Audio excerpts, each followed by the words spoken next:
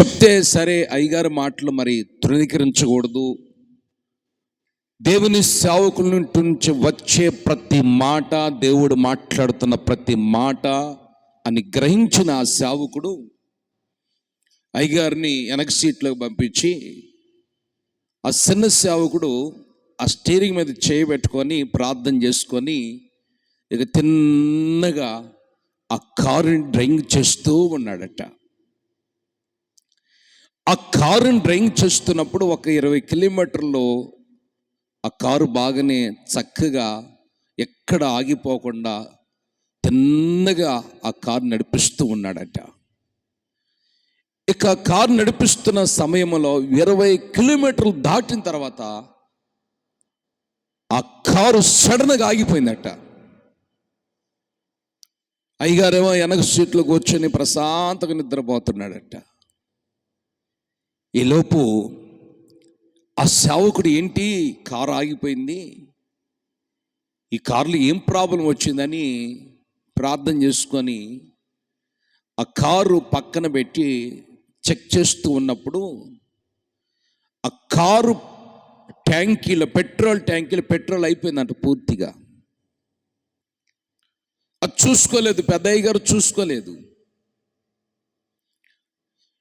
ఇక సేవకుడు బాగా ఆలోచన చేస్తున్నాడట. ఆ చిన్న సేవకుడు, కారులో పెట్రోల్ అయిపోయింది, మరి 2000 అంటే ఇప్పుడు మనం గమనిస్తాం 1955, 1913, 1914, 1970, 1985 ఆ టయాల్లో అక్కడక్కడ పెట్రోల్ బంకులు ఉండేవి కాదండి. ఎక్కడో గుంటూరు పెద్ద పెద్ద సిటీలోనే ఉండేవి. ఇక ఎక్కడ పెట్రోల్ బంకులు కనిపించలేదు. ఇక ఆ సేవకుడు ఆలోచించి, నమ్ముట నీ వలనైతే నమ్మవానికి సమస్తము సాధ్యమని ప్రభు చెప్పాడు కదా, దేవుడు నమ్మిన వారికి ఏదైనా చేయగలిగిన వాడని ఆలోచించి తన దగ్గర 5 లీటర్లు మంచి వాటర్ బాటిల్ ఉన్నాయట, క్యాన్ ఉందంట. ఈ 5 లీటర్ల క్యాన్ని చేతి మీద పెట్టి, ప్రభువా ఈ నీళ్ళని మీ పెట్రోల్గా మీరు మార్చండి, నీళ్ళని ద్రాక్షరసముగా మార్చిన దేవుడు కదా నాయన, ఈ పెట్రోల్ కూడా నాయన ఈ నీళ్ళని పెట్రోల్గా మీరు మార్చి ఇంజిన్కు చక్కగా అది పని చేయనట్లుగా గమ్యం చేరినట్లుగా మీరు సహాయం చేయమని ఆ సేవకుడు, చిన్న సేవకుడు ఆ నీళ్ళ క్యాన్ దగ్గరికి వెళ్ళి చేతులు పెట్టి ప్రార్థన చేసి ఆ పెట్రోల్ ఏమంటే కారుకున్న ట్యాంకీలు పెట్రోల్ లాగా పోసేసాడంటే నీళ్ళన్నీ. దేవునికి స్తోత్రం. పోసిన వెంటనే ఇక ప్రార్థన చేసుకొని కారు స్టీరింగ్ దగ్గర కూర్చొని ఇక స్టార్ట్ చేశాడంట. స్టార్ట్ చేయగానే వించుమించండి, ఎక్కడికైతే వీళ్ళు గమ్యము చేరాలో అక్కడ దాకా కారు ఆగిపోకుండా ఆ నీళ్లు పెట్రోల్గా వేసే మార్చాడట. దేవునికి స్తోత్రం. చతుర్భైది గడిగలు చెబుతా హల్లెలూయా. నీళ్ళన్నిటిని కూడా వేసే పెట్రోల్గా మార్చాడు. ఎక్కడికైతే చేరాలనో అక్కడికి చేరిన తర్వాత ఆ కారు ఆగిపోయిందట.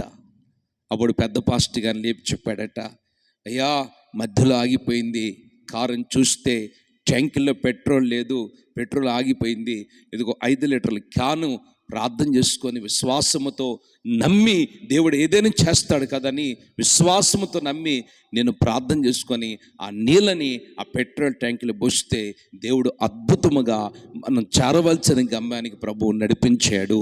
ఆ కారు ఆగిపోకుండా ప్రభు సహాయం చేశాడు. దేవునికి స్తోత్రం. గమనించండి, ఇప్పుడు నేను మీకు ఎందుకు ఈ ఉపమానం చెప్పానంటే, మన దైవాందనం జీవితంలో కూర్చోాలి, మన దైవాందనం జీవితంలో అప్పుడప్పుడు కొన్ని పొంగులు వస్తాయి. అన్నం వండేటప్పుడు, వంట సిద్ధపరిచేటప్పుడు పొంగు వస్తుంది. ఆ పొంగు రాగానే ఆ పాత్ర మీద ఉన్నటువంటి ప్లేట్ ఏమైపోద్దంటే పొంగు దెబ్బగా తట్టుకోలేక అలాగ పైకి లేచి కింద పడిపోద్దండి. పొంగు వచ్చినప్పుడు మాత్రమే అన్నం ఉడుకుతుందని మనకు అర్థమైద్ది. పొంగు రాకపోతే అన్నం ఇంకా ఉడకలేదని మనకు పూర్తిగా తెలిసిపోద్ది. విశ్వాస జీవితంలో సేవా జీవితంలో, ఆత్మీయ జీవితంలో కొన్ని పొంగులు వస్తూ ఉంటాయి. వంట వండేటప్పుడు ఏమండి, ఆహారమునకు భోజనం సిద్ధపరుస్తున్నప్పుడు పొంగు వచ్చినట్లుగా, కూరగాయలు వండేటప్పుడు, కూర వండుకునేటప్పుడు పప్పు గింజలు వేయగానే పొంగు వచ్చినట్లుగా, వచ్చిన పొంగు అలాగనే ఉండదు, అది అణిచివేయబడుతుంది, అణిగిపోతుంది. దేవునికి స్తోత్రం. అందుకని కీర్తనకారుడు చాలా స్పష్టముగా భక్తుడు చెప్పుకుంటూ వచ్చాడండి. నాకెందుకు ఆ వాక్యం మీద పదే పదే నా మనస్సు పడిపోయిందండి. నేను పాంచాల వారం వెళ్ళి వస్తున్నప్పుడు, బుధవారం బైబిల్ స్టడీస్ కదా ప్రభువా, ఏ వాక్యం చెప్పాలయ్యా అని నేను తలంచుచున్నప్పుడు వెంటనే ప్రభు ఆ మాట ద్వారా నన్ను ఎంతగానో బలపరిచాడు. ఆ మాట ద్వారా ప్రభు ఎంతగానో ఆదరించినట్లుగా ఆ వాక్యాన్ని మనం ధ్యానం చేసుకుందాం. కీర్తన గ్రంథం 89వ కీర్తన.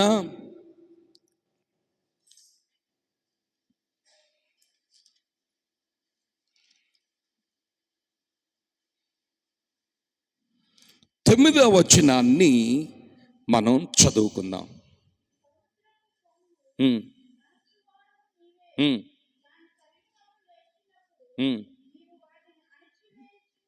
చాలు. ఆమేన్. పెద్దగా చెప్పండి. సముద్రపు పొంగును అణుచువాడు నీవే. బా, ఎంత చక్కగా మాట్లాడుతున్నాడు భక్తుడు. ఏమండి, ఈ కీర్తన కోరాహు కుమారులు రచించిన కీర్తన ఇది. 89వ కీర్తన ఎవరు రచించారండి చెప్పండి? కోరాహు కుమారులు రచించిన కీర్తన.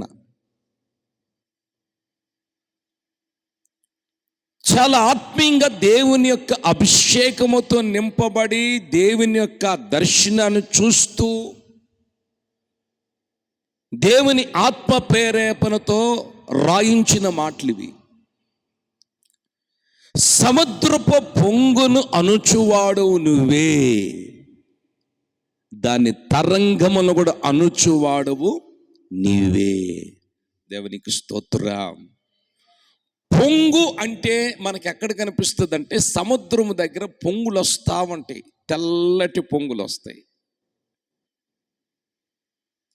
గమనించండి, మురికి దగ్గర కూడా కొన్ని పొంగులు వస్తూ ఉంటాయి. గుంటూరు మీరు చూడండి, మురికి కాలువ డ్రైనేజ్ దగ్గరికి వెళ్ళగానే ఆ నీళ్ళ ప్రవాహమునకు ఆ పైనుంచి పడుతున్నప్పుడు ఆ కింద పొంగులాగా పైకి లేస్తూ ఉంటుంది.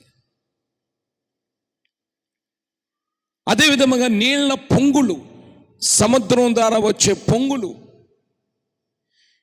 పొంగు అంటే మీరు చూడొచ్చు, మీరు వండుకునే పాత్ర, భోజనం వండుకుంటున్నప్పుడు అక్కడ కూడా పొంగులు వచ్చినప్పుడు ఆ వచ్చిన పొంగులన్నిటిని కూడా ఆ యొక్క ఆహారం అణిచివేస్తుంది. ఆమేన్. అయితే పాత్ర తీగానే పొంగు అణిగిపోతుంది, క్షణాలు అణిగిపోతుంది, బుస్సు బుస్సు బుస్సు వచ్చేస్తుంది పొంగు. మనం అనుకుంటాం మనకి ఎందుకు ఈ పొంగులు రావాలి. ఒక సహోదరి చెప్తుంది, శ్రమలు వచ్చినాయి కదండి అంది. ఎందుకు శ్రమలు, ఎవరికి వచ్చినాయి అన్న. అదే ఇప్పుడు శ్రమల దినాలు కదా అంది. శ్రమల దినాలా అని నేను అడిగా. అవును పాస్టర్ గారు, శ్రమలు వచ్చినాయి, ఎవరికి వచ్చినాయి అంటే అదే దేవునికి వచ్చినాయి అంటుంది. దేవునికి శ్రమలు వస్తే మనం ఎందుకు శ్రమలు ఉండాలి? ఆయన శ్రమపడి కదా మనకి ఈ విజయాన్ని ఇచ్చింది, ఆయన శ్రమపడి కదా మనకు జయాన్ని ఇచ్చింది, ఆయన శ్రమపడి కదా మన కొరకు ప్రాణాన్ని తెగించి ఆయన ముచ్చుంచేయుడుగా, జయ వీరుడుగా, జయశాలిగా ప్రత్యక్షమయ్యాడు కదా. ఇక మనకు శ్రమలు ఎందుకు వస్తాయండి? శ్రమల దినాలు అని మనం అంటాం. బైబిల్లో వాక్యం చెప్తుంది, శ్రమల దినాలంటే 10 రోజులు శ్రమ పడిన తర్వాత నేను మిమ్మల్ని సంపూర్ణంగా చేసి నేను మీకు విజయాన్ని ఇస్తానని ప్రకటన గ్రంథంలో పరిశుద్ధ ఆత్మదేవుడు యోహాను ప్రవక్త ద్వారా రాసి ఉంచారు కదా. శ్రమలు మీరు శ్రమ దినాలు మీరు అవలంబించరా? లేదు, మేము అవలంబించము. ఇక్కడ చూడండి, పొంగులు వచ్చినప్పుడు మన యొక్క జీవితంలో ఎన్నో పొంగులు వస్తాయి. రోగం అనే ఒక పొంగు, నిందలనే ఒక పొంగు, అప్పులని ఒక పొంగు, కన్నీరని ఒక పొంగు, రోధులని ఒక పొంగు, పిల్లలు తల్లిదండ్రులు మాట్లాడకుండా పోవటం ఒక పొంగు. ఎన్నో పొంగులు వస్తే మన జీవితంలో. ఈ వచ్చిన పొంగులను వినండి, వచ్చిన పొంగులు మనం చూసుకుంటూ, ఆ పొంగునే చూసుకుంటూ వినండి, భోజనం పాత్ర దగ్గర గ్యాస్ మీద పెట్టి వంట వండుచున్నప్పుడు ఆ పొంగునే చూసుకుంటూ ఉన్నాం అనుకో, నీకు అన్నం ఉడకదు. పొంగు వచ్చినప్పుడు ఏం చేస్తాము? పాత్ర మీద ఉన్న ప్లేట్ను ఒక్క క్షణం ఎలాగ తీగా నా పొంగు అణిగిపోతుంది, అణిచివేయబడుతుంది. ఆమేన్. మన జీవితంలో ఎన్నో పొంగులు వస్తాయి. అయితే వచ్చినప్పుడు, ఆ పొంగులు వచ్చినప్పుడు ఆ పొంగులను అణిచివేయవాడు మన యేసయ్య. దేవునికి స్తోత్రం చెప్పాలి. హల్లెలూయా. దెబ్బ తగల బస్సు బస్సు బస్సు బస్సు బస్సు బస్సు బస్సు పొంగి ఎంత అయిపోద్ది తలలో గడ్డ. మీరు గమనించండి, దెబ్బ తగలగానే బస్స బస్స బస్స బస్స పొంగులాగా లేచిపోద్ది ఇలా గడ్డ. 3 రోజుల తర్వాత మళ్ళీ అది అంతటైతే మళ్ళీ లెవలైపోద్ది. ఈ కార్యం ఎవరు చేస్తున్నాడు? దేవుడు చేస్తున్నాడు. అందుకని బైబిల్లో దేవుడు చెప్తున్న మాట ఏమిటంటే, పొంగులను అణిచివేయవాడు ఆయనే, తరంగ పొంగులు కూడా అణిచివేయవాడు ఆయనే. దేవునికి స్తోత్రం. హల్లెలూయా. పొంగు ఎలా ఉంటుందో మీకు తెలుసండి. బస్స బస్స బస్స బస్స సడన్గా వచ్చేస్తుంది పొంగు. ఆ పొంగు రాగానే మనకు భయం వచ్చేస్తుంది. అమ్మో ఏంది ఎంత పొంగు వచ్చేసింది అనుకుంటాం మనం. అలాగే తీయగానే ఆ పొంగు అంతా కూడా ఆవిరి రూపంలో బయటికి వెళ్ళిపోద్దండి. వాక్యం అదే సెలవిస్తుంది. నీ జీవితంలో ఏమేమి పొంగులు వచ్చినాయో ఇను. ఈ రాత్రి నీ జీవితంలో, నీ వ్యక్తిగత జీవితంలో, లేదు నీ యొక్క ఆత్మీయ జీవితంలో నువ్వు నమ్ముకున్న వారి ద్వారా ఒకవేళ సైతాను వాళ్ళ ద్వారా పొంగులు రప్పించాడేమో, లేదు సాతాను నీ జీవితంలో అనేక పొంగులు రేపాడేమో,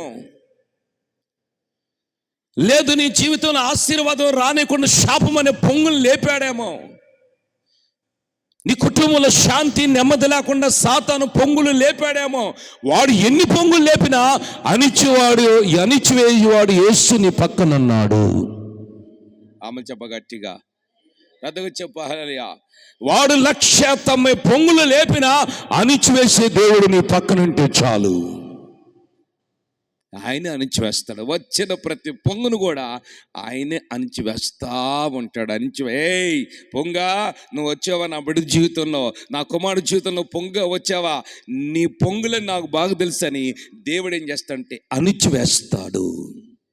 ఆమేన్. హల్లెలూయా.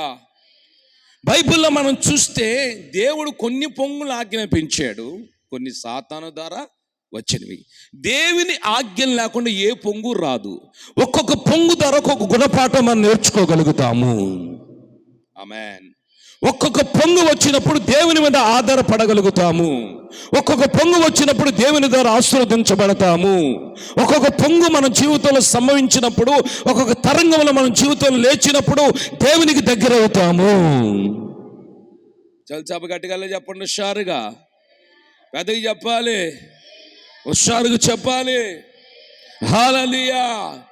ఏ పొంగు వచ్చినా యేసయ్య అణిచివేస్తానని ప్రభు చెప్తున్నాడు.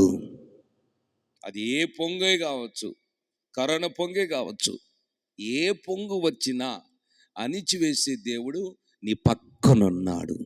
చాలిక. ఆమేన్. హల్లెలూయా. దేవునికి స్తోత్రం. దేవుని కార్యాలు ఎలా ఉంటాయంటే, చద్దామా బ్రతుకుదామా అన్న స్థితికి వెళ్ళిపోతా ఉంటుంది మన జీవితం. మీరు ఆలోచించండి, దేవుని కార్యాలు మన జీవితంలో ప్రభు చేయటం కొన్ని పొంగులు వస్తాయి. ఆ పొంగులప్పుడు మనకేమనిపిస్తుంది? ఇటు ముందుకెళ్తేనేమో గొయ్యి ఉంది, వెనక్కి వెళితేనేమో సైన్య సమూహం శత్రువు ఉన్నాడు. చచ్చిపోద్దామంటే ఒక డౌట్, మళ్ళా డైరెక్ట్ మనం చచ్చిపోయానుక నరకానికి వెళ్ళిపోతాము అన్న భయం. మళ్ళా అలాంటి పరిస్థితుల్లోనే దేవుడు నీ పక్క నుండి ప్రతి పొంగును అణిచివేస్తాడు. అది దేవుని కార్యాలు అప్పుడే ప్రత్యక్షమవుతాయి. అప్పుడు దాకా మన జీవితంలో ప్రత్యక్షము కావు. అప్పుడు దాకా దేవుని ఉద్దేశం మన జీవితంలో ప్రత్యక్షము కావు. అప్పుడు దాకా దేవుని కార్యాలు ఏమిటో మనం రుచి చూడలేం. అందుకే అంటాడు, పొంగులను అణిచివేయువాడు యేసు నీ పక్కన ఉన్నాడు. ఆమేన్. అయితే బైబిల్లో మనం అనుకుంటాం మనకే నిన్ను పొంగులు వచ్చింది, ఇన్ని తరంగాలు మన మీదకి లేచిందని మనం అనుకుంటామండి. అబ్రహాము జీవితంలో ఒక పొంగు వచ్చింది. అదేవిధంగా మనం చూస్తే ఏమండి, శిష్యుల జీవితంలో కూడా పొంగు వచ్చింది. అదేవిధంగా మనం చూస్తే పౌలు జీవితంలో ఎన్నో పొంగులు వచ్చినాయి. ఒక పొంగు కాదు, 2 పొంగులు కాదు. గమనించండి, అబ్రహాము జీవితంలో వచ్చిన పొంగు మామూలు పొంగు అండి. మీ అబ్బాయిని తీసుకొని ఆ మోరియా పర్వతం మీద నాకు బలి అర్పించు అన్నాడు. దేవునికి స్తోత్రం. హల్లెలూయా. దేవుడు ఏదైనా చెయ్యగలిగిన వాడని గుర్తించిన నమ్ముట నీ వలనైతే నమ్మని సమస్తము సాధ్యం. ఏదైనా చేయగలిగిన వాడని గుర్తించిన అబ్రహాం ఏమన్నాడు తెలుసండి, నా బిడ్డని దేవుడు బలిపీఠం మీద బలిర్పించమన్నాడు. ఈ పొంగు వచ్చింది, ఈ పొంగునే ప్రభు అణిచివేస్తాడన్న ఆలోచన చేసి ఆ శోధన కాలంలో అబ్రహాము ఒకే ఒక మాట అన్నాడు, నా కుమారుని దేవుడికి నేను బలి ఇచ్చిన, నా చేతులతో 2 ముక్కలుగా నరికిన, మరలా నా దేవుడు నా కుమారుని బూడిదలోంచి మరలా ఇస్సాకును పుట్టించగలిగిన శక్తి కలిగిన దేవుడు నా పక్కన ఉన్నాడు అని చెప్పగలిగిన వ్యక్తిగా, వీరుడిగా మార్చబడ్డాడు అబ్రాహాము. ఆ జీవితంలో వచ్చిన పొంగ అణిచివేయబడలేదండి. దేవుడు అణిచివేయబట్టమే కాదు, వచ్చిన పొంగును అణిచివేయబట్టమే కాదు, ఇందు మూలముగా నువ్వు నాకు భయపడతావని నేను నిన్ను గుర్తించాను, నేను నిన్ను ఆశీర్వదిస్తున్నాను. ఆమేన్. హల్లెలూయా. దేవునికి స్తోత్రం. మరి ఈ రోజున మన జీవితంలో ఎన్నో పొంగులు వస్తాయి. వచ్చినంత మాత్రాన అణిగిపోవనుకుంటావా? ప్రతి పొంగును కూడా అణిచివేస్తాడు నా దేవుడు. శిష్యుల జీవితంలో పొంగులు వచ్చినాయి. వినండి, వాళ్ళు సముద్రంలో ప్రయాణం చేస్తున్నప్పుడు ఆ సముద్రంలో ఉన్నటువంటి అలల చేత పొంగులు, ఆ సముద్రంలో ఉన్నటువంటి అలల చేత పొంగులు ఎక్కువైపోయి ఆ పొంగుల ద్వారా ఆ పడవలోనికి నీళ్లు వచ్చినప్పుడు దేవుడు నిజంగా అద్భుతమో తెలుసండి. వాళ్ళు దేవుని పోయి లేపారు. బోధకుడు మీరు నశించిపోతుంది, నీకు చింత లేదంటే దేవుణ్ణి వాళ్ళు లేపినప్పుడు దేవుడు వాళ్ళని పలకరించి, అబ్బా ఎంత అద్భుతమైన మాట అండి. చదవండి మార్కు సువర్తమానం. చేతులు చాప గట్టిగా చెప్పండి, నిద్రపోయలు గట్టిగా చెప్పాలి మీరు అందరూ. మేలుకున్న వాళ్ళు గట్టిగా చెప్పండి, హుషారుగా అందరూ చేతులు చాప పెద్దగా చెప్పాలి. మార్కు సువర్తమానం 6వ అధ్యాయము 49-50 వచనము.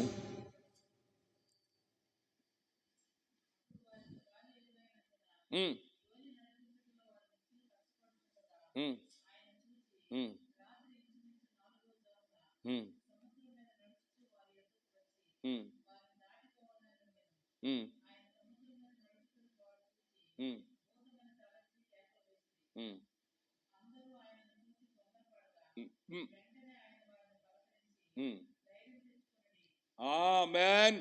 ఆ తర్వాత ఆయన ధోని ఎక్కి వారి వద్దకు వచ్చినప్పుడు గాలి అణిగెను. పొంగు ఏమైపోయింది చెప్పండి, పొంగు ఏమైపోయింది చెప్పాలి, ఏమైపోయింది? పొంగు అణిగిపోయింది. ఇప్పుడు యేసుక్రీస్తు ఇక్కడ ఏముంది, ఇప్పుడు చదివిన మాటలో వెంటనే ఆయన వారిని పలకరించి, మనసులు పలకరిస్తారండి మనల్ని. మీరు చెప్పండి, మీరు చెప్పండి. మనం కష్టాలలో, నష్టాల్లో, నింద పాలైపోతున్నప్పుడు, అవమానాలు పాలైపోతున్నప్పుడు, శ్రమలకు అప్పగించబడ్డప్పుడు వీడికి ఇదే జరగాలి, ఈమెకి ఇదే జరగాలని ఏం చేస్తారు? చప్పట్లు కొడతారండి. మీకు అర్థం కాదు మనుషుల స్వభావాలు. వీళ్ళకి ఇది శాస్త్రి, అంతేకా వీళ్ళకి జరగాలంటారు. అయితే వాళ్ళు ఎంత జరగాలని చెప్పినా కానీ యేసయ్య పలకరించాడు తన శిష్యులను. ఆమేన్. హల్లెలూయా. అందుకే ఆ దైవజనుడు ఆ పాట, నువ్వు మాట్లాడని రోజున నా కనులకు నీ దుర కరువాయనే. ఆయన రాసుకోవచ్చుగా, అయ్యా లోకం నాతో మాట్లాడట్లేదు, మనసులో నాతో మాట్లాడట్లేదు అయ్యా, లోకము నాతో మాట్లాడటం రోజున నాకు నా కనులకు నిద్ర కరువైందని రాసుకోవచ్చు కదండి. రాసుకోలేదు. నువ్వు మాట్లాడకపోతే నా కళ్ళకు నిద్ర అయిపోతుంది, నిద్ర కరువు అయిపోతుంది, నిద్ర పాలని చెప్తున్నాడు. చూడండి, వాళ్ళ జీవితంలో వచ్చిన పొంగులో దేవుడు పలకరించడం ఒక అద్భుతమైన కార్యము. ఆమె పొంగు అణిచిపోయింది అంతే. ఏయ్ ఆగిపో గాలి అన్నాడు. పొంగు అణిచివేయబడును గాక అన్నాడు అంతే. పొంగు అణిచివేయబడింది. అయితే యేసయ్య పలకరించెను. ఆమె చెప్పు గట్టిగా, ఎదురు చెప్పు, గట్టిగా చెప్పు. దేవుడు పలకరించాడు. ఆమె దేవుడు ఒక్కసారి మనం పలకరిస్తే మన చరిత్ర ఎలా ఉండదు తెలుసండి, తిరగ రాసినట్టుగా మార్చబడుతుంది. ఆమె వీటికి తిరగలేదు రేక.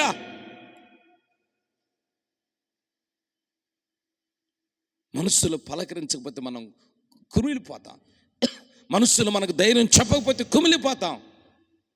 అయితే మనుషుల పలకరింపు ద్వారా మనకేమీ కలగదు, మనుషులు మన ధైర్యపరచడం ద్వారా మనకేమీ కలగదు. కానీ దేవుడు మనల్ని పలకరిస్తే ఆ పలకరింపులో గొప్ప కృప దొరుకుతుంది. ఆమె చెప్పగట్టిగా చేతులు చాపి, యేసయ్య రాత్రి నిన్ను పలకరిస్తున్నాడు. పలకరింపులో గొప్ప ఆదరణ ఉంది. యేసయ్య పలకరిస్తుండగా ఆయన ప్రేమ వెల్లడి చేస్తున్నాడు. ఆయన పలకరిస్తున్నాడంటే ఆయన పట్ల కార్యము చేయుటకు. ఆమేన్, హల్లెలూయా. మనుషుల పలకరింపులు వేరు. మనుషుల పలకరింపులు డబ్బున్నప్పుడు, మన దగ్గర బలం ఉన్నప్పుడు, తెలివి ఉన్నప్పుడు, అందచందంగా ఉన్నప్పుడు, ఆస్తులు ఉన్నప్పుడు, ఏమండి మన దగ్గర బంగారం ఉన్నప్పుడు, మన దగ్గర 10 అంతస్తుల మేడల మిద్దలు గదులు ఉన్నప్పుడు, హోదాలు ఉన్నప్పుడు, కార్లు ఉన్నప్పుడు, అప్పుడు అందరూ మన దగ్గరకు వచ్చి పలకరిస్తారు. మన దగ్గర ఏమి లేనప్పుడు ఎవ్వడు మనల్ని పలకరించడం పట్టించుకోరండి. అయితే దేవుడు మనల్ని పలకరిస్తాడు. ఆమేన్. ఆయన పలకరించెను. ఆమేన్. పలకరించడం మీద శిష్యులను పలకరించి శిష్యుల జీవితంలో ఎదురైన పొంగులన్నిటిని పరిశుద్ధాత్మ దేవుడు అణిచివేశాడు. ఆమేన్. ఆ పొంగులను అణిచివేయటం ద్వారా వాళ్ళు చేరవలసిన గమ్యానికి చేరిరి. ఆమేన్. ఈ రోజున మన జీవితంలో ఎన్ని పొంగులైతే ఉన్నాయో ఆ పొంగులు కూడా ప్రభు అణిచివేస్తాడు. రోగం అనే పొంగు అణిచివేయబడును గాక, శాపం అనే పొంగు అణిచివేయబడును గాక, మళ్ళా ఎదురవుతున్న సాతాను కార్యాల పొంగులు యేసు నామములో అణిచివేయబడును గాక. చెప్పండి చేతులు చాపి, హల్లెలూయా. అయితే మనం అనుకుంటాం మన జీవితంలో ఒక్కొక్క పొంగే వస్తుందండి. కొన్ని పొంగులే వస్తాయి మన జీవితంలో. ఒక పొంగు ఈరోజు ఒక పొంగు వచ్చింది, రేపు ఒక పొంగు. ఆ పొంగులన్నీ దేవుడు అణిచివేస్తూనే ఉంటాడు. అర్థం చేసుకోండి. అణిచివేయకపోతే, వినండి, అణిచివేయకపోతే మన పరిస్థితులు ఎలా ఉంటాయి చెప్పండి. అసలు మన భూమి మీద ఒక్క క్షణం బ్రతకగలుగుతామా? నడవగలుగుతామా? మాట్లాడగలుగుతామా? పనికి వెళ్ళగలుగుతామా? రాగలుగుతామా? నిద్ర బాగలుగుతామా? చేతులు చాపుతామా? ఏమీ చేయలేమండి మనం. అయితే ఒక భక్తుడు జీవితంలో ఎన్ని పొంగులు వచ్చినా కానీ ఆ పొంగులన్నిటిని కూడా ప్రభు అణిచివేసి అతన్ని సజీవునిగానే ప్రభు నిలబెట్టాడు. ఆమేన్. అతనికి వచ్చిన పొంగులు ఏంటని మీకు ఒకసారి తేటగా తెలియజేస్తే మీరు ఆత్మీయంగా బలపరచబడతారని, నేను బలపరచబడతానని పరిశుద్ధాత్మ దేవుడు ఈ రోజున మనతో మాట్లాడుతున్నాడండి. ఏమిటి ఆయనకు వచ్చిన పొంగులు? దైవజనుడు పౌలు భక్తుడి జీవితంలో వచ్చిన పొంగులు చదువుదాం మనం. కొరింథీయులకు రాసిన పత్రిక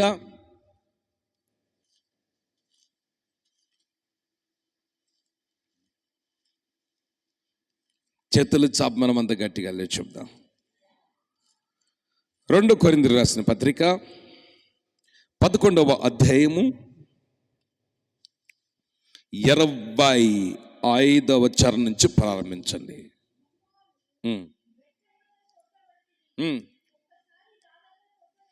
దైవజనుడు పౌలు చెప్తున్న మాట, ఆయనకు జీవితంలో వచ్చిన పొంగులు ఏమిటి?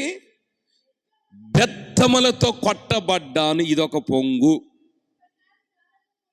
ఇంకొకసారి రాళ్లతో కూడా కొట్టబడ్డాను. చూసారా? దేవుని కొరకు నిలబడ్డప్పుడు ఇలాంటి పొంగులు వస్తాయండి. నాకెందుకు వచ్చినాయి, నాకెందుకు రావాలి, నేనేం అనలేదు కదా, నేనేం చేయలేదు కదా అని అనుకోకూడదు మనం. వస్తాయి. అర్థం చేసుకోండి. ఏమన్నా జోలికన్నా వెళ్ళాడా? ఏమన్నా పట్టించుకున్నాడా? ఆయన పరిచర్యం చేసుకున్నాడు. దేవుడిచ్చిన పిలుపు ప్రకారం నడిపించబడుతున్నాడు. ఎవరిని చేతులు చాపి ఆహారం పెట్టమని అడగలేదే, ఎవరిని వస్త్రాలు ఏమని అడగలేదే, ఎవరి ఆస్తులు కూర్చుకోలేదే, ఎవరి దగ్గరికి వెళ్ళలేదే. అయినా కానీ పొంగులు వస్తున్నాయి.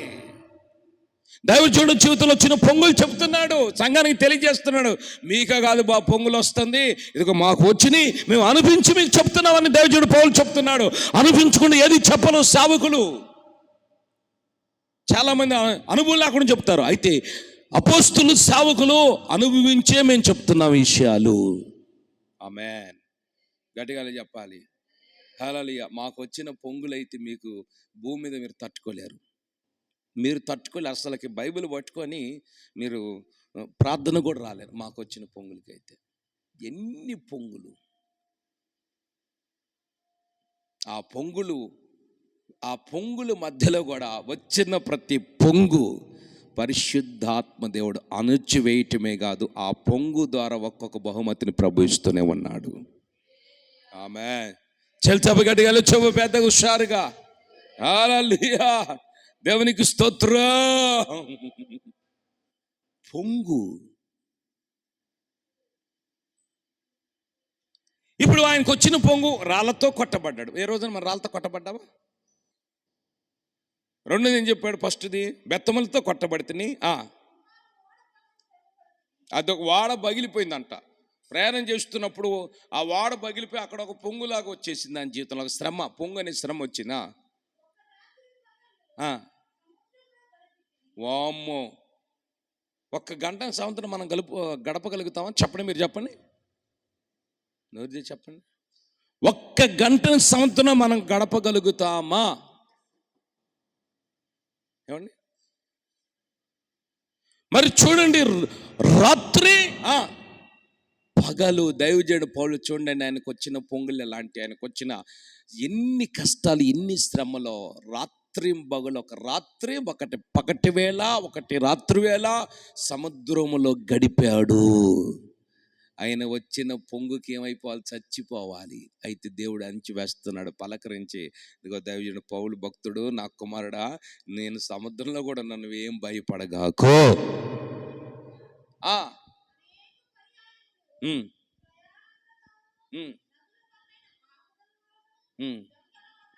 ఏనండి, ప్రయాణాల్లో కూడా కొన్ని పొంగులు వచ్చినాయి అంట ఆయనకి. అర్థమవుతుందండి? ప్రయాణం చేసేటప్పుడు కూడా కొన్ని పొంగులు వచ్చినాయి. ఆమేన్. హల్లెలూయా. దేవునికి స్తోత్రం. బాగా కరోనా టైంలో మా సొంత గ్రామానికి, మా అమ్మమ్మల ఊరు వెళ్ళటానికి బాగా కరోనా టైంలో బస్సులు 40 రోజులు 2 నెలలు దాకా తిప్పలేదండి బస్సులు. ఎప్పుడు తెలంగాణ ఆంధ్రప్రదేశ్కి విడుదల అంటే 2 విడిపోయినాయి కాబట్టి రాజధాని ఏమండి మనకు లేకుండా తెలంగాణ వాళ్ళు మీ ఆంధ్రప్రదేశ్ మీరు వెళ్ళిపోమన్నప్పుడు మన యొక్క తెలుగు ప్రజలు, ఆంధ్రప్రదేశ్ ప్రజలు బంద్ చేశారు. బస్సులు తిప్పలేదు 40 రోజులు. 42 నెలలు నాకు తెలియదండి, గుర్తులేదు సరిగా. బస్సులు తిప్పలేదు. అప్పుడు ఈ ఆటో వేసుకొని మా అమ్మమ్మ వాళ్ళ ఊరు, నేను పాస్టర్ గారు ఇద్దరం ప్రయాణం చేసుకుంటూ వెళ్తూ ఉన్నాం. మా ఊరు నుంచి మా అమ్మమ్మ వాళ్ళ ఊరికి వెళ్ళటానికి, వినకొండ నుంచి మా అమ్మమ్మ వాళ్ళ ఊరు వెళ్ళటానికి 37 కిలోమీటర్లు. అంతా అడివే. ఆ అడవిలో ఆటో తోలుతున్నారు, పాస్టర్ గారు వెనక కూర్చున్నారు. ఇంత జర్నీ చేస్తుంటే కరెక్ట్గా రాత్రి 1 గంట 2 గంటల సమయంలో ఆటో వెళ్తున్నప్పుడు మధ్యలో ఎన్ని అండి ఎలుగుబంట్లు. ఏమండి, అడవి అండి, ఇదంతా అడవి లేని రోడ్లు. ఎన్నో పొంగులు వచ్చినాయి. సింహం, ఎన్నో పొంగులు. ఆ పొంగులన్నిట్లోంచి కూడా ప్రభు తప్పించుకొని చేరవలసిన కానీ మనకి 3 గంటలకు వెళ్తే మా వాళ్ళు ఆశ్చర్యపడిపోయారు. ఎలా వచ్చారు మీరు? చూడండి, ప్రయాణాలు కొన్ని పొంగులు వచ్చినాయి. ఆపదలు అని పొంగు. చూసే దొంగలు అంటండి. ఎవరండి వాళ్ళు? దొంగల వల్ల ఆయనకి కొన్ని పొంగులు వచ్చినాయి. నదులలో కూడా కొన్ని పొంగులు వచ్చినాయి. సొంత రక్త సంబంధం ద్వారా కొన్ని పొంగులు వచ్చినాయి. ఆమేన్. గట్టిగా చెప్పాలి. ఏం చెప్పాలి గట్టిగా మనం ఇప్పుడు? రక్త సంబంధుల ద్వారా కూడా కొన్ని పొంగులు వచ్చినాయి మనకి. అర్థమవుతుందండి? మన రక్త సంబంధి ఎవరు? మన యేసయ్య. ఆమె చెప్ప గట్టిగా, గట్టిగా చెప్ప హల్లెలూయా, హల్లెలూయా. మన రక్త సంబంధి యేసయ్య. రక్త సంబంధుల ద్వారా కూడా కొన్ని పొంగులు వచ్చినాయి. దేవుని వెరగని వాళ్ళ ద్వారా కూడా కొన్ని పొంగులు వచ్చినాయి. పట్టణాల్లో కూడా కొన్ని పొంగులు వచ్చినాయి. అరణ్యం ఆపదలో కూడా పొంగులు వచ్చినాయి. సముద్రంలో కూడా పొంగులు వచ్చినాయి. అది కపట సహోదరుని వల్ల కూడా ఆయనకి ఏమొచ్చినాయి? పొంగులు వచ్చినాయి. ఆమె చెల్చాప గట్టిగా చెప్దాం, మనమంతా పెద్దగా చెప్తా, రెండు చేతులు చాపి. కపట సహోదరుల వల్ల కొన్ని పొంగులు వచ్చినవి ఆయనకి.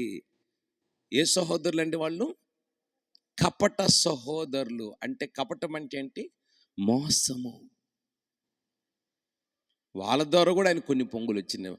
మోసంలోకి ఆయన్ని నెట్టేసేశారు కపట సహోదరులు. అక్కడ గొంతే లేదు, బాగిల్లు అన్నారు. గొంతదు వేరు ముందుగానే. అర్థమవుతుందండి? గొంతలో పడిపోయి కాలు చేరిగిద్దని. కపట సహోదరులు వాడొకటి దైవజనుడు పౌలు కొన్ని పొంగులు వచ్చినాయండి. ఆ పొంగులన్నిటిని దేవుడు అణిచివేస్తున్నాడు. వచ్చిన ప్రతి పొంగు. హల్లెలూయా. ఇప్పుడు కయ్యోనికి ఏబేలుకి మీరు అన్నదమ్ములు, వాళ్ళిద్దరు రక్త సంబంధులు. మీరు గమనించండి, మొట్టమొదటిగా అవ్వకు పుట్టిన బిడ్డలు దేవునికి స్తోత్రం. మొట్టమొదటి పుట్టిన వ్యక్తి ఎవరు? కయ్యూను. కయ్యూను తర్వాత పుట్టిన వ్యక్తి ఎవరు? హేబేలు. కయ్యూను తల్లి పాలు తాగిన తర్వాతనే కదా హేబేలు పుట్టింది. కయ్యూను తాగిన రొమ్ము పట్టుకొని ఎవరు తాగారు? హేబేలు తాగాడు. ఎంగిలి పాలు తాగాడు. గమనించండి మీరు, వీళ్ళిద్దరు ఒకే రక్తం నుంచి వచ్చిన వాళ్ళు. మీరు గమనించండి. మరి ఒకే రక్తం నుంచి వచ్చిన వ్యక్తి వీళ్ళ జీవితంలో కయ్యూనికి సాతాను స్వభావాలు ఉండటం ద్వారా నేను దాగిన ఎంగిలి పాలు తాగాడు కదా, మమ్మ రక్తంలోంచి మీ ఇద్దరం పుట్టుకొని వచ్చాము, నా తమ్ముడిని నేను చంపకూడదు, చంపితే దేవుడు నా మీదకు ఉగ్రత తీసుకొస్తాడని ఏమి భయం భక్తి లేకుండా కయ్యూను వాడి అర్పణ దేవుడు అంగీకరించాడు, వాడిని దేవుడు ఆశీర్వదించాడు, వాడిని దేవుడు దీవించాడు. ఈయన భూమి మీద లేకుండా చేస్తే మంచిది. అర్థమవుతుందండి? ఇటు భూమి మీద లేకుండా ఉంటే మంచిది. తన రక్తములోంచి ఏమండి, కడుపులో ఇద్దరు ఉన్నారండి. మొట్టమొదటి కయ్యూను పుట్టాడు, తర్వాత హేబేలు పుట్టాడు. మరి తమ్ముడిని చంపకూడదు కదండి. ఎందుకు చంపాడు? ఎందుకు చంపాడు చెప్పండి? ఎందుకు చంపాడు? రక్త సంబంధి కదా, చంపకూడదు కదా. అమ్మో, ఈడు ఆశీర్వదించబడ్డాడు. ఆమేన్. వీళ్ళ రోజు రోజుకి ఎదిగిపోతున్నారు. ఆమేన్. వీళ్ళ స్థితి మారిపోతుంది. నా స్థితి మారిపోవటం లేదు. నేను తీసుకెళ్ళి తాలుగింజలు దేవునికి ఇస్తే ఆయన ఎందుకు అంగీకరిస్తాడండి? అంగీకరించడు కదా. యథార్థమైన హృదయం కయ్యూనులో లేదు, అవి హేబేలులో ఉంది కాబట్టి కొవ్విని తీసుకెళ్ళి దేవునికి అర్పించాడు కాబట్టి. వాస్తవం మీరు గమనించండి, బైబిల్ చట్టము, బైబిల్ రూల్స్ తెలిసిన ప్రతి వారు, ఉపదేశం తెలిసిన ప్రతి వారు, బైబిల్ చెప్పినది భూమి మీద ఇప్పటికీ జరుగుతూనే ఉంది. ఆమేన్. ఏం చెప్పాడు దేవుడు? నీతిమంతుడని నీ తమ్ముని రక్తము భూమిలో చేల్చబడి ఉంది, ఆ భూమి నాకు మొరపెడుతుంది. హేబేలు చంపిన రక్తము దేవునికి మొరపెడుతున్నది, నీతిమంతుని రక్తము. చూశారండి ఎంత అద్భుతం? చూశారండి, అతడు చచ్చిపోయిన అతని రక్తం మొరపెట్టిందంట. ఇదిగో ఈ హేబేలు, అయ్యా నీతిమంతుడయ్యా, యేసయ్యా త్వరగా న్యాయం చేయి ప్రభువా, కయ్యూనికి మీరు శిక్ష చేయండి అని హేబేలు చనిపోయినా కానీ హేబేలు రక్తము మౌనంగా లేదు. ఆమె చెప్ప గట్టిగా, చేల్చాప గట్టిగా చెప్పు, రక్తము మౌనంగా ఉందండి. రక్తముకి అంత ఏమండి రోషము, రక్తముకి అంత పౌరుషం ఉంటే మరి మనకి ఎంత ఉండాలండి? బ్రతుకున్న మనకి. చూడండి, ఒక ఆశ్చర్యం అండి. అయితే దేవుడు నిజంగా ఇప్పుడు మనం చదువుకున్న వాక్యం ఏమనుంది? కపట సహోదరుల ద్వారా శ్రమలు, ఇంకా పొంగులు, ప్రయాణాలు పొంగులు,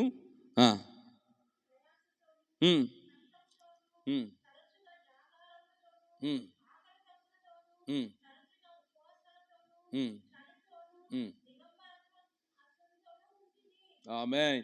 ఇవన్నీ కూడా ఇంకా చెప్పవలసినవి చాలు. దేవునికి స్తోత్ర. ఇటన్ని దేవుడు అంచివేశాడు దానికి వచ్చిన పొంగులన్నిటినీ. మీరు చెప్పండి నాకు సమాధానం. ఇప్పుడు చెప్పాలి, చెప్పండి. దేవుడు పౌలు జీవితంలో వచ్చిన పొంగులన్నిటిని అణిచివేశాడా లేదా? నోరు చెప్పండి. అణిచివేశాడు. మరి మన జీవితంలో కూడా అణిచివేయడా? ఎందుకు అణిచివేయడండి? వచ్చిన ప్రతి పొంగును ప్రభు అణిచివేస్తాడు. ఆమేన్, హల్లెలూయా. నేను చెప్తాను, మా జీవితంలో వచ్చిన పొంగులు మామూలు పొంగులు కాదండి, ఇప్పటికి వస్తూనే ఉన్నాయి. ఇడు మంచివాడు కాదని చాలామంది చెప్తారు. ఉన్నారు కొంతమంది. మళ్ళా ఫోన్ చేసి, అన్నా బలంగా ప్రార్థన చేయనా, గొప్పగా ప్రార్థన చేయనా అని మరి చెప్తారు. సైతాన్ పొంగులు, కొన్ని పొంగులు వస్తాయి. ఈ పొంగులన్నీ వచ్చినా కానీ పొంగంతటా కూడా అణిచివేస్తాడు నా దేవుడు. నిన్ను పలకరించి నిన్ను ధైర్యపరచువాడు. చేల్చాబగట్టిగా చెప్పు. ఒక్కటే గుర్తు పెట్టుకోండి, తెల్లవారుజామున గంటలు మోగించుకుంటూ వస్తాడు. ఎవరు ఆయన ఏమంటారండి? జంగానే వస్తాడు, గంట సాహిబ్ వస్తాడు. కుక్కలు ఎన్ని మురుగుతి అంటే మురగవా అంటే వాడు వచ్చి ఈ మురుగుతునిలే, ఈ కేకలు ఎత్తనిలే, ఈ మురుగుడికి నేనాడ అడుక్కునేదని వెళ్ళిపోతాడా? అవి మురుగుతున్న గంట మోగించి ఇంట్లోకి వచ్చి, నీకు దీవెన కలిగిన కాక, నీ కొడుకు దీవెన కలిగిన ఒక దుప్పటి, ఒక బకెటి, ఒక జగ్గి, ఒక అని మొత్తం అడుక్కుని తీసుకుని వెళ్ళిపోతాడు ఉదయం కల్లా. అలాగే మన జీవితంలో కూడా వస్తాయండి. వచ్చిన ప్రతి పొంగును అంచి వేసే దేవుడు ఒక ఆయన ఉన్నాడు, గుర్తుపెట్టుకో నువ్వు. ఆమేన్, ఆమె చెప్ప గట్టిగా. రోగమని పొంగును కూడా ప్రభు అంచి వేస్తాడు. దేవునికి అసాధ్యమైంది ఏముందండి? ఈరోజు నాకు అమ్మాయి సాక్షి చెప్తుంది, పాస్టర్ అన్నా మా ఇంట్లో రోజు పొంగులు ఎక్కువైపోతూ ఉండేదండి. ఏం పొంగులు ఎక్కువైపోతున్నాయి అన్న?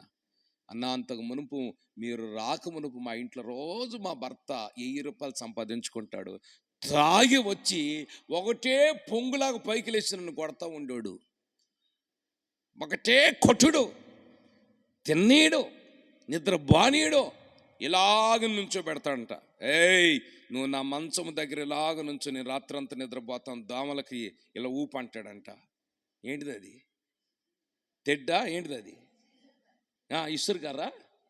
ఇసురాయి కాదురా రే, ఇసురాయాలు ఇంత రాముంటుందిరా, ఇసురాయి అటు ఊపుతాడరా బాబు. ఇలా ఊపుతా. మందిరానికి వచ్చారు, పోయిన నెలలో వచ్చారు, మందిరం రావటం స్టార్ట్ చేశారు.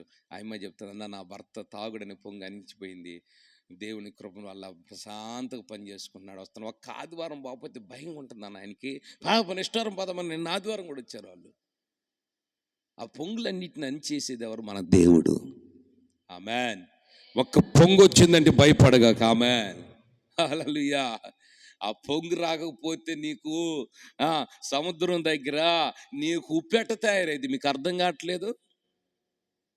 పొంగే కదా ఉప్పుగా తయారవుతుంది, ఆనకట్టలు కట్టి అణిచివేసే దేవుడు. ఆమేన్. చేల్చాపగట్టిగా చెప్ప హల్లెలూయా. దేవునికి స్తోత్రం. గాలిని గద్దించి గాలి మేడలు కూల్చిన నీతో, షాలేము నీడయి నాకు మేలాయెను. నార్పణలు నీవు పరిశుద్ధపరచుచున్నావని, యేసయ్యా నీ పాదాల చెంత నా శిరము వంచెదా. నీవే నాకు